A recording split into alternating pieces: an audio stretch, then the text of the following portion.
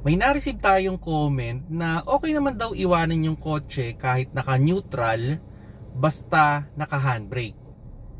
Well, technically, hindi naman talaga tatakbo ang sasakyan kung naka-handbrake properly.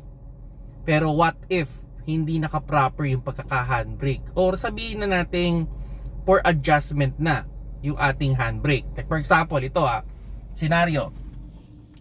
Naka-neutral ako. Okay? Naka-handbrake. Kaso hindi proper yung pagkaka-handbrake ko. Check natin kung tatakbo yung sasakyan Okay? So, dali. So, yan naka-neutral mga paps Okay, naka-neutral. So, susubukan kong ilagay sa drive and tingnan ninyo kung tatakbo.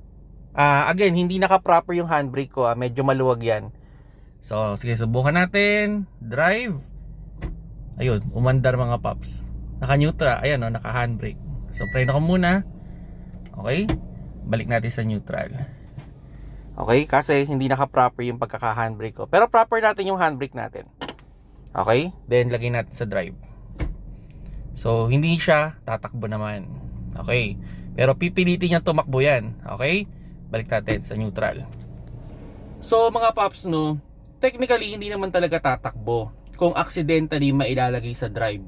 Pero, what if, maluwag na yung inyong handbrake or hindi proper yung pagkaka-handbrake ninyo? There's a possibility na tumakbo.